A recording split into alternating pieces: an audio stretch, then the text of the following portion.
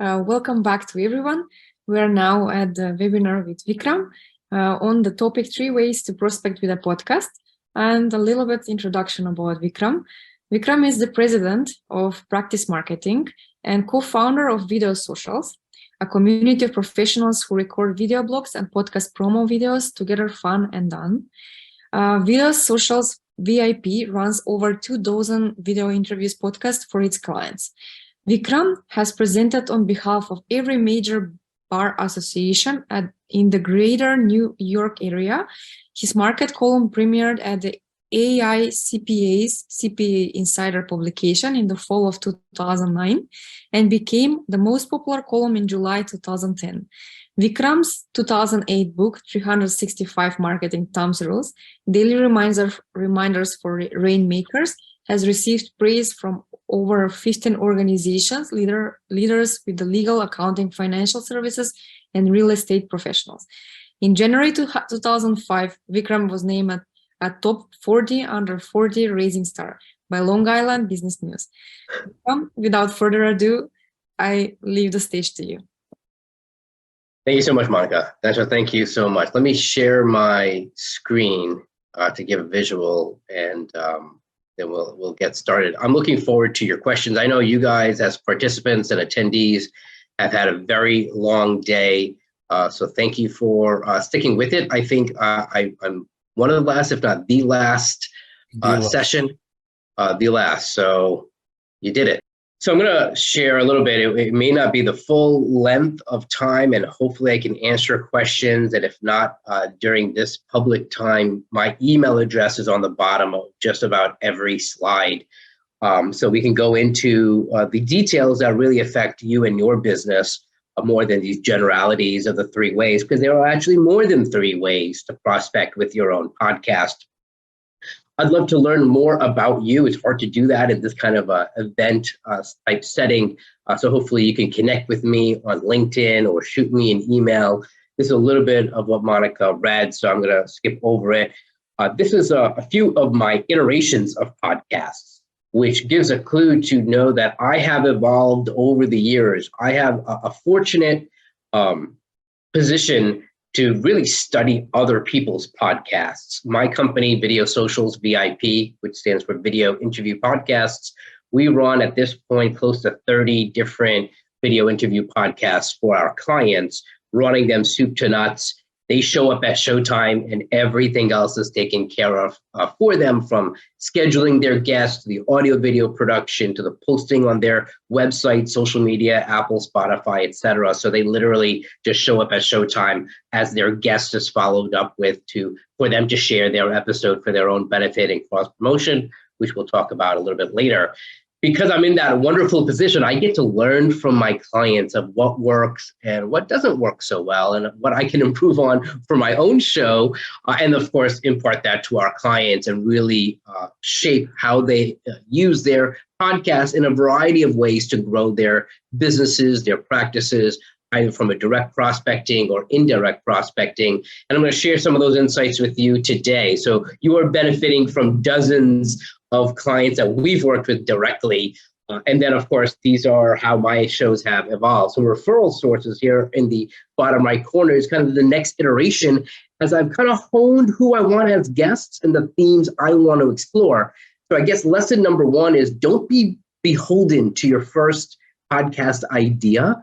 If you're running a podcast right now, you're hosting one right now, it can change. You can change the theme, you can change the title of it, you can change who your guests are. Just because you had a few seasons in one way doesn't mean your next season of episodes have to be the same way. You can take these lessons and improve it and really turn it into a prospecting channel. This is a few of our clients. You'll see a couple of patterns that we like when it comes to logos. We tend to like photos of you on the logo. It's a nice way for people to get to know you. Know, like, and trust factor, which has become a cliche in marketing. If you need help with your logo, definitely reach out. Maybe there's something we can point you in, or actually just do the logo for you. You'll also see another pattern. We work with a lot of attorneys. So lawyers are a main clientele for us. So everything we talk about is really geared for that professional market. So it doesn't matter if you're not an attorney, don't be afraid of that. You could be a coach or a consultant, accountants. Professional services is really who we cater to, but you may have a B2C service. You may not consider yourself a buttoned up professional, but you're still a subject matter expert. You're still a thought leader, and there's still ways that you can use a podcast with your prospecting. So no matter what your product is, I'm going to show you how you can really hone that in at least 3 of the ways that we'll talk about in the next couple of minutes. Before we actually go into the 3 main ways, I want to talk about the format of your show. Traditionally, when we think about a podcast, it comes from the Apple iPod concept, right? So they invented the phrase, and the word podcast has become colloquially to mean just more than literally an Apple podcast. At this point, it could even include Facebook live streams, Instagram live streams, YouTube live streams, YouTube shows. Just about any type of a radio show in one way or another can be turned into a podcast. So it's kind of really become a very liberal use of the phrase. And traditionally, it has really been seen or heard as an audio podcast. We tend to usher, if you haven't figured out already, that we tend to usher people to the right-hand side as a video podcast. Why? Well, there are advantages of having an audio-only podcast. For one, you can literally and figuratively phone it in. You can literally do it from anywhere, from your car, from the beach, from your home office, traditional office. You can do it anywhere, right? Because you can literally use your phone if you have that kind of a system, let alone a sophisticated microphone. But because they don't have to see you, you could kind of do podcasting in your pajamas, which is a great advantage of audio only. You could have a messy desk, you could have bed hair, and you could basically do it anywhere, and just really advantage of audio. The major disadvantage I found, and that we found with our clients, is that the emotional connection that you're looking to create with your guest and with your audience is lacking when they can't literally see you. Now, truth be told, even in the world of video podcasts, most of it is still consumed by audio. But at least they have the option of seeing you, and at least they have the option of seeing clips of you, let's say on YouTube or social media. The other reason why we like video is because social media prefers video. I'm sure you've noticed all the different platforms going towards video, let alone Instagram being, originally photo native, now very video centric, TikTok being video native. But even Facebook and a lot of our clients are very LinkedIn oriented. All their algorithms prioritize video over and above text and images, and they don't even really have much of a space for audio. Now, Facebook and LinkedIn have both introduced their Clubhouse alternative. Really, when Clubhouse was the heyday and had that virality, the fever intensity of Clubhouse has seemed to have died off. For me, personally, Clubhouse has all the disadvantages of a podcast and the disadvantages of radio, where I have to tune in live. I'm not a huge fan of Clubhouse, but I'm not here to bash Clubhouse. Clubhouse can, of course, be even turned into a podcast at this point. I think originally Clubhouse really didn't like recording, but I think they're changing their platform. And Facebook, Twitter, LinkedIn, they all have their own audio-only versions. But while they're testing that out, really to kind of do battle with Clubhouse, their algorithms in the traditional feed still prioritize video content and even video clips. So you can take clips of your long form podcast that's generally around 30 minutes and grab clips out of it. It's something that we tend to do here and there for our clients. But nonetheless, the video component, because it's prioritized by the algorithm, the know, like, and trust aspect is there. You have that eye contact relationship, potentially not only with the guest, but also with the audience. And that becomes tremendously helpful. And nowadays, if there's any silver lining with pandemic that we've gone through, that we're all kind of used to Zoom, maybe sick and tired of Zoom. Maybe you are after hours and hours of being on Zoom. I know Dancho is. And so Zoom is very, very easy to use. It's not the highest of quality when it comes to resolution, when it comes to recordings. I'm sure it's good enough. It'll be great for this summit, of course. But we found that a system called StreamYard is actually a little bit better for an interview. If you don't know what StreamYard is, if you've ever been a guest on somebody else's video podcast, you probably know StreamYard. They're kind of a dominant player in this world. It's very similar to Zoom in the sense that you can click a link, your guest can click a link, and you're joined together in a very Zoom-like setting.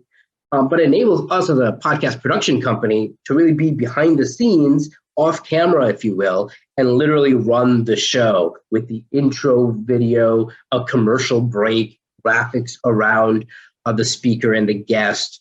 We're able to do the outro and really kind of produce the whole show in real time. Literally, it can be live streaming, hence StreamYard. That's where the word stream is, or you don't have to live stream. Most of our clients don't live stream. They use a recording and then use that on YouTube, social, their web, and then we're taking the audio version of it and getting into Apple, Spotify, Google Podcasts, etc. So I highly recommend a video podcast in general. And then specifically, I get no money for it, unfortunately, but I highly recommend StreamYard because we use it and I know the power of it. Now, there are other competitors to StreamYard like Restream, and there are a couple of others. Melon is another example. I haven't used those. I'm sure there are, bells and whistles that they have. They're all kind of cat and mousing each other, trying to figure out how to outdo each other to find a platform that you're comfortable with. But highly recommend a video podcast as opposed to just an audio, because once you have video, you have audio. And once you have audio, you can then get it transcribed into text and you have written versions. A transcription can literally be a search engine optimized blog post. So you get the best of all worlds when you are top of the waterfall with video. So again, before we get into the 3 ways of using your podcast as a prospecting tool, I want you to also think about the format of how you are expressing yourself as a subject matter expert and thought leader through your podcast. A lot of people like the presentation style, meaning it's kind of like an extended long form blog or video blog. It's excellent from a search engine optimization standpoint. It really positions you as a thought leader, as a subject matter expert. It can be you solo or you with someone else talking as kind of an interview format back and forth, but more of a discussion because you guys are co-hosts. But it's really your musings or you're demonstrating, and it's really you presenting. So I tend to call it a presentation podcast. And we definitely have clients that like the presentation model. But as you can imagine, with the VIP acronym that we use for a video interview podcast, we tend to usher people again to that right side of an interview podcast. I highly recommend an interview version. Why? Well, you'll definitely see in a moment when we talk about the 3 ways of using a podcast for prospecting. Number one aspect is that you're able to really galvanize attention a lot better. What do I mean by that? A talking head, just like how I am right now. I'm going to try to keep it entertaining and keep your attention after all these many hours. But it's even better when it's 2 people having a conversation than just one presentation, especially episode after episode after episode. It's a lot more comfortable for you as a host to maintain. Now, I'm a talkative guy. I tend to talk fast. For me to fill up a half an hour or 40 minutes is very easy. For a lot of people, that can be difficult. And if you're a little bit more introverted, a little bit more deliberate with your speaking, maybe English is not your primary language, all those kinds of reasons where you want someone else to have a conversation with as a host and a guest. The 2 people is better than 1. It's great auditorily, listening to it, as well as visually on video. Just it's nicer to see.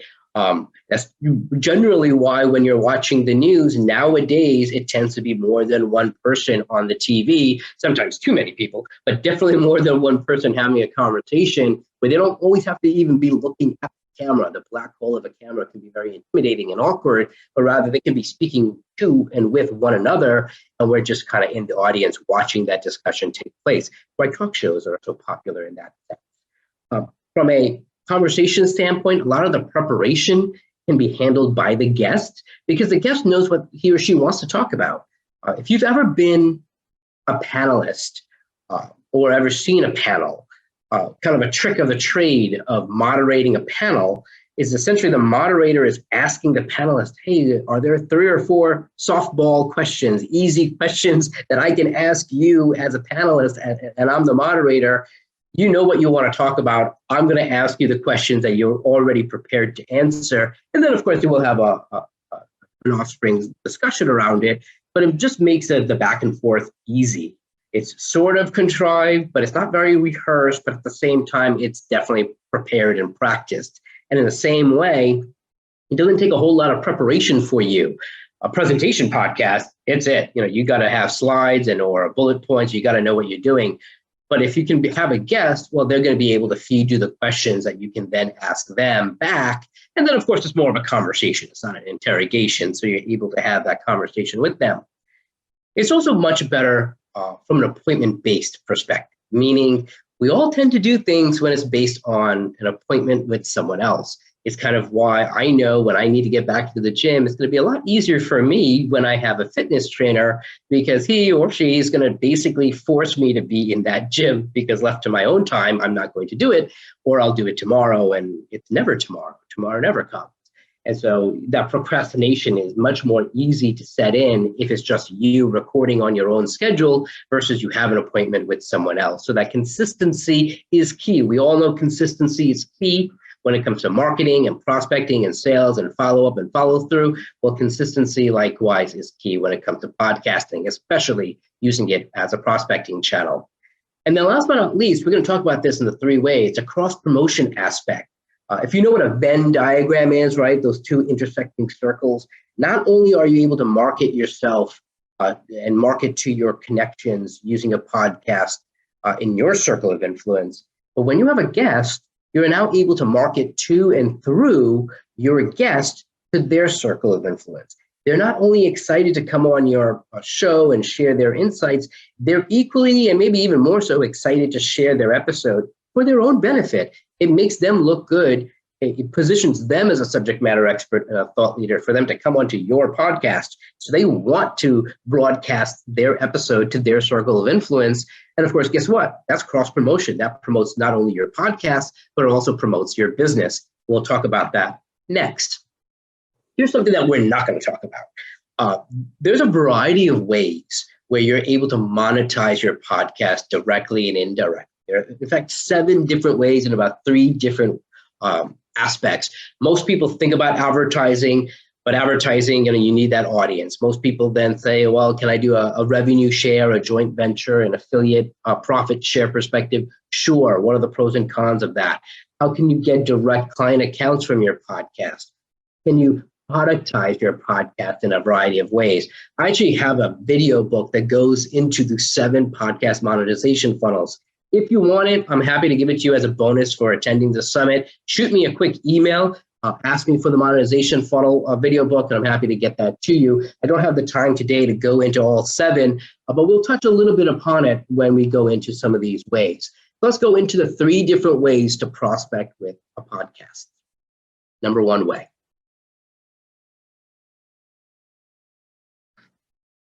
Right now, my company sends out about 1,000 cold emails every day. And what's really exciting is when I use my podcast as the lure, that sometimes people don't know me and it's cold and they may or may not have a need for what I have to say. So if you do any type of cold prospecting, you may want to actually lure them with a podcast interview. People love coming on a podcast. They love talking about themselves, talking about their business, their success. It's not meant to be a gotcha interview. It's not a bait and switch. You're not looking to sell them on the podcast, right? You're not looking to pitch them on the podcast. It genuinely should be an interview where you're taking an interest, usually in their success story or their expertise, something that they want to talk about and something that they, of course, don't want to be embarrassed about talking, and something that they're going to be excited about sharing to their circle of influence. Again, that cross promotion. But you're able to entice and nurture potential clients with a podcast interview. What do I mean by that? Well, if not your very first email, it could be in a follow-up email where you're telling them about your show, maybe linking to 1 or 2 episodes so they know it's legit, and asking them if they'd be open to being interviewed and featured on your podcast. Well, it's hard to say no. It's pretty irresistible when someone asks you to come on your podcast and talk about their success story or talk about their insights. Now, of course, it has to be aligned, right? The podcast has to make sense for their expertise, which is why you may have maybe more than one show, depending on the types of avatars or target markets that you have. But you're able to entice and nurture potential clients, essentially prospects, with that interview option. Now, they may or may not be a good fit. You can figure that out. You shouldn't do a bait and switch where you're lying to them, where you really don't want them on your podcast. That wouldn't be cool. But nonetheless, when you spend 20, 30 minutes with them, getting to know them, featuring them, taking a genuine interest in who they are and what they do and the success that they've seen, that's tremendous. We should be doing that as sales professionals anyway, right? We should be asking them questions and fact finding anyway. We should be getting to know their history, their background, their goals, their future. Instead of just pitching and presenting, we really should be inquiring and being genuinely interested. And the more we're interested in someone else, the more they tend to be interested in us. So the more we feature and promote and take an interest in who they are as people and the success that they've achieved and the insights that they can impart, the better it is for everyone. And then you can follow up with what we call a PERM, a post-episode review meeting. It's an acronym we have really for our clients because sometimes as attorneys or accountants, they're so buttoned up, they don't realize they are sales professionals. I'm a sales professional. I'm sure you're proud to be one as well. And so they sometimes forget that they have a sales funnel and they need to start having those sales conversations because maybe they just kind of wait for word of mouth referrals to kind of come hit them. But we know if we're out there prospecting, well, we know that we need that post-episode review meeting. Essentially, it's beginning to open up that conversation to see if there is a need, to see if there is a fit, and if not now, when, and if not them, who, and if not literally who in their organization, they may have a referral to someone else. You might want to try that. If you're already doing a cold outreach program right now, I would implore you to first start a podcast, have a couple of episodes with people that you already know. You want that track record. You want it legitimately to be substantive. And now you're able to use that as a lure, as an enticement for them to get to know you, for you to get to know them. Essentially, you're breaking bread with them on a podcast. And it becomes really fun and exciting because there's nothing, if you are a people person and you enjoy speaking with your type of clients, you're going to enjoy getting to know them without the pretense or pressure of having to make a sales pitch, that you are generally looking for them to do most of the talking. They want to be seen as a subject matter expert in their field. So you don't have to have that pressure of how are you going to insert the pitch? How are you going to close? It's just natural conversation. You know the format, and then it's only natural for them to have a follow-up meeting to see how it is that podcast has been helpful for them and to see how it is they can benefit both of you.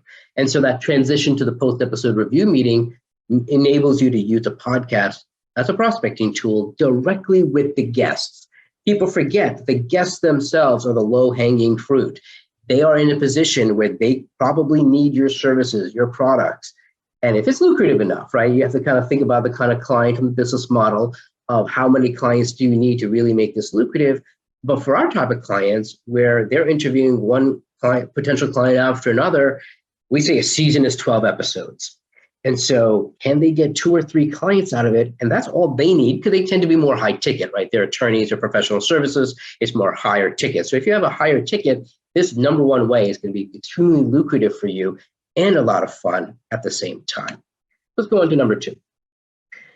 So you may or may not be in a position where you can bring on your potential clients as guests on your podcast. That really works when you're in a B2B type position, right? That also works when your potential clients are under any distress or duress or any negative issue or any taboo. For example, a bankruptcy attorney that we work with, it's going to be awkward for them to bring on a potential client. They're in a position where they don't want to talk about what's happening in their company because their company is kind of falling apart, or if they're an individual, they don't want to talk about their finances, right? They're kind of falling apart. So it's kind of awkward, it's taboo, it's embarrassing. So they don't want to bring that out. Makes sense. If an immigration attorney, it's just not going to make sense for them to talk. Perhaps that person, English isn't their primary language. Communication can be an issue. There can be all sorts of taboo and awkward and embarrassing issues happening in their life when it comes to immigration issues. Same thing could happen, let's say, if you're dealing with some other type of product that you're solving a real need and a problem as opposed to a goal and desire. They may not be a really good fit. They might want to switch it up a little. You may want to go for the referral relationship, a center of influence, someone who can be a gateway that can bring you a whole slew of word of mouth referrals. And that could be sometimes even more lucrative because that one guest can lead to multiple customers, multiple clients.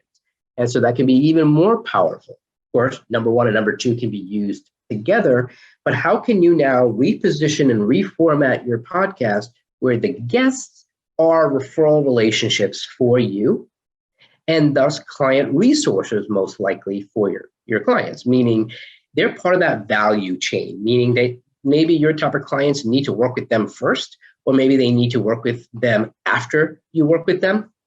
So you can imagine if you already know who brings you business as a referral relationship, this can be extremely not only lucrative and fun and interesting, but a great way to thank the people who already bring you customers and clients. This is a great way to feature them, especially if you can't always reciprocate with customers and clients back to them. This is a great way for you to feature them. Now, you may be in a position where you work with a whole slew of, for example, one of our attorneys, she works with a lot, she works in the disability range. So she works with a lot of physicians, and they all sort of kind of do the same thing. And so she had this awkwardness of how can she bring one physician after another that's sort of a competitor to one another. And I said, well, first of all, that's what your show is. Your show is going to bring on different physicians who sort of do the same thing. But first of all, their personalities are different. They probably have a different niche, and they probably can talk about a different slice or a different aspect of what they do and how they help in a different way. And quite frankly, it's up to the guest that if they want to be featured on your show, for them to feed you the 2 or 3 bullet points that makes them unique. They know they have competitors. They know that you probably work with others. Well, how is it that they differentiate themselves? How is it that what they do is unique from someone else? It now may not be extremely novel, it may not be completely unique, but they have their own way, their own method, and that itself is their personal brand. So be upfront and honest with your guests and say, this is the premise of my show. I want to feature a variety of sort of the same to help my clients understand that you guys aren't all the same. That by personality or by demographic, by niche, by methodology, variety of ways, each of you are unique. And you're in fact not really competing because you click with different types of clients. It helps me refer you better, and I want you to differentiate yourself on my show. So bring it out and really start inviting your referral relationships. In the beginning, it's going to be people that you know already, referral relationships that you want to revive or that you want to entice even more so. Generally speaking, your guests are going to know other professionals, other referral relationships that are probably, they're not going to refer their competitors, but they know other people who are a good fit for your podcast, which is great. A guest makes them look good for them to talk to one of their colleagues and say, hey, I was on Joe's podcast. It was a lot of fun. I think you'd be a good fit for Joe's podcast. Do you want me to connect the two of you?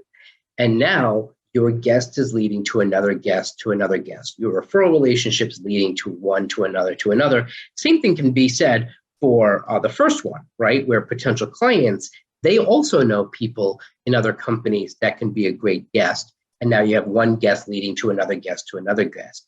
We have another acronym for that. We call that GRAG, where guest recommends another guest. And creating that flywheel where one guest leads to another guest is tremendous. And a little bit later, I'm going to show you about a dozen different ways of where you can find guests for your podcast. And you can take a screenshot or email me. I can get you the slides. Finding guests is not going to be a problem. Between cold outreach of prospecting, starting with the people that you know, instituting that GRAG flywheel where one guest leads to another guest is going to be amazing. People love coming on podcasts. People love sharing when they've been on a podcast. It makes them look good. This is going to be a tremendous way for you not only to thank and nurture your existing referral relationships, but to also meet new ones, which is really the key, because now you have this army of referral relationships for your word of mouth, which can be even more lucrative and even more effective than a cold outreach. But put those put together, we have cold and warm. That's tremendous because it's an all of the above strategy at the end of the day. So it's number 3.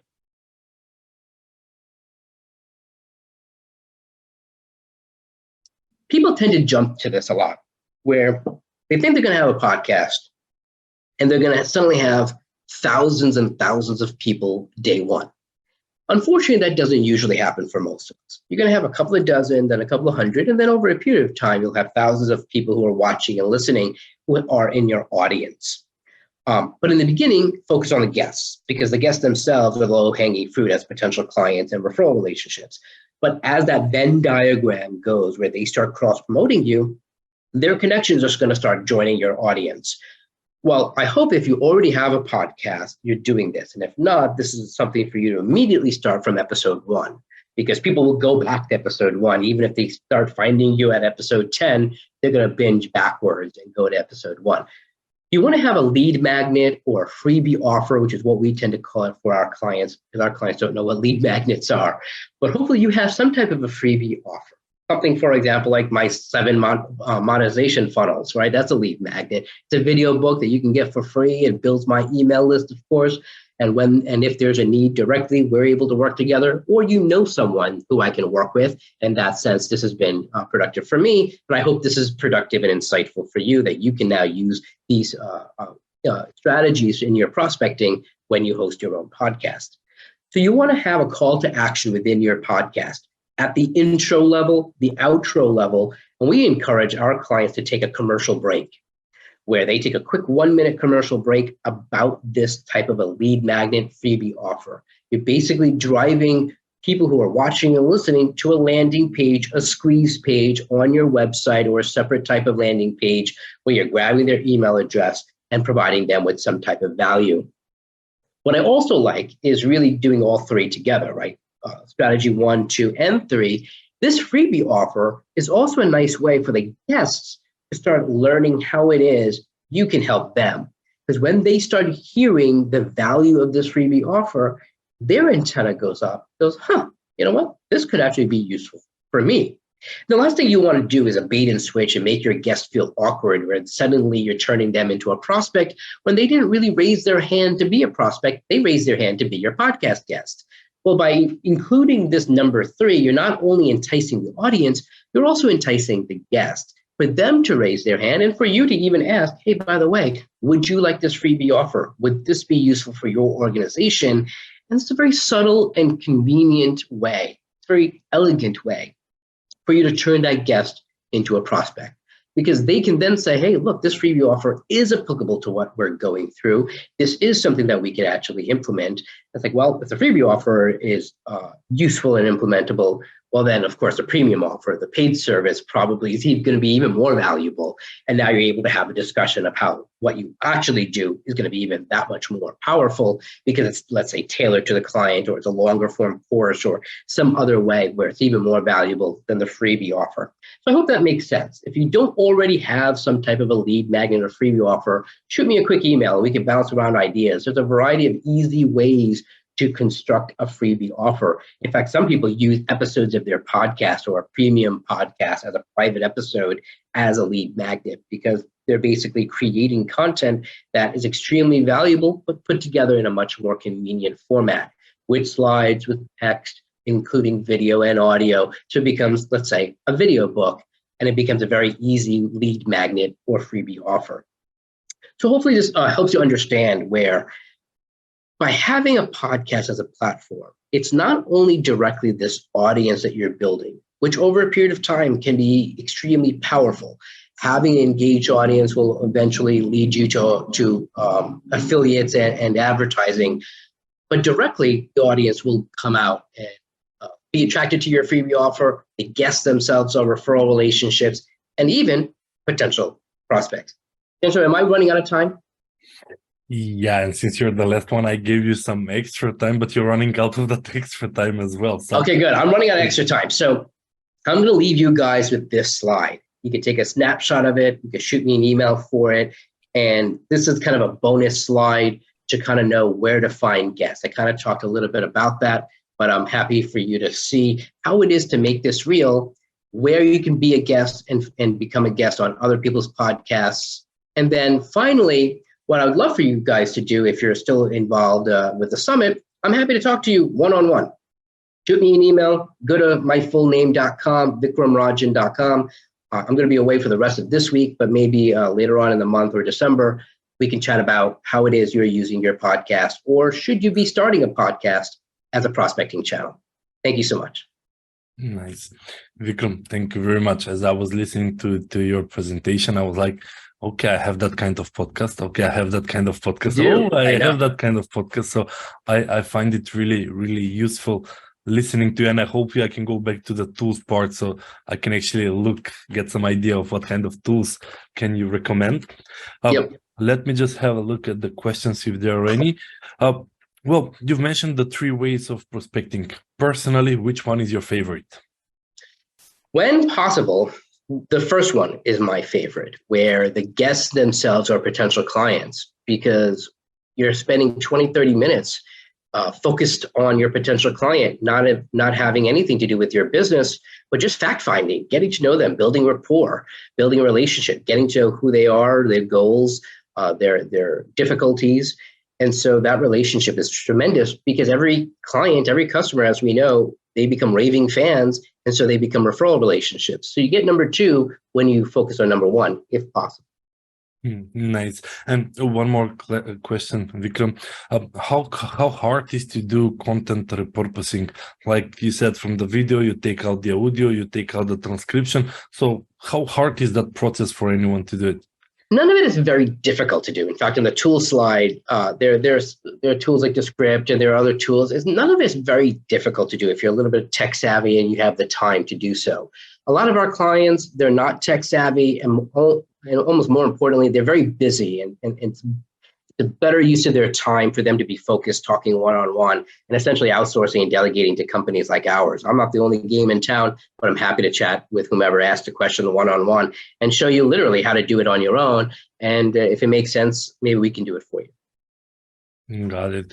I don't see any additional questions, Vikram, at this stage. I have Monica here. Yes, I want to thank Vikram for a wonderful presentation, and to everybody for being with us until now. And last but not least, I'm leaving Dancho's the last one. To wrap the conversation up, well, we're finished. Honestly, guys, we're talking for more than 7 hours, and I know that it starts from Australia, we move to Europe, slowly we move toward the US and Canada and throughout different zones. More than 7 hours, but I wanted to share that for some of the people that, due to different time zones, weren't able to actually get to all of the episodes. Each of them were recorded. That's why we had 12 different sessions. So after we finish this event, you're going to get an email with all the videos from this event. So you can catch up. If you maybe skipped a session or 2, you can come back and listen to it. I do want to say thank you to all 12 speakers, because it was really insightful. I mean, the value of the summit is really dependent on the value of the speakers and the secrets that they're sharing with us. So I really wanted to thank you all speakers that came today. I know we had a long day to come and cover, but I really personally learned a lot of stuff. Also, I have to thank you, the marketing team of BSB, because in the background, you have no idea what was happening during the summit, from connecting speakers, organizing, getting from one webinar, jumping into another, print screens and technical and onboarding. So really, I think that they're all exhausted and I think they can collapse, but I really appreciate all the effort that they did in the background. Also, Monica, thank you very much for helping me with the co-hosting, because single person, this should not do alone. It is a 2-man job, because it does require going back and forward. And for everybody that are currently present, I really wanted to thank you for coming on the first summit. I really hope that we're going to make a habit out of this, like a digital sales summit or prospecting summit that we can actually do every year. And hopefully year 2 or year 3, we're going to start to continue with the physical events. So then we can all bring you here in Macedonia, so you can actually experience Macedonia and do the real B2B relationship building, not to be the spammy guys, but actually to come meet all in one single physical place and start building those relationships that all of us 12 speakers were talking about. Thank you very much again, and I wish you have a great day, regardless whether it's morning, day, or afternoon. That's all, and bye-bye.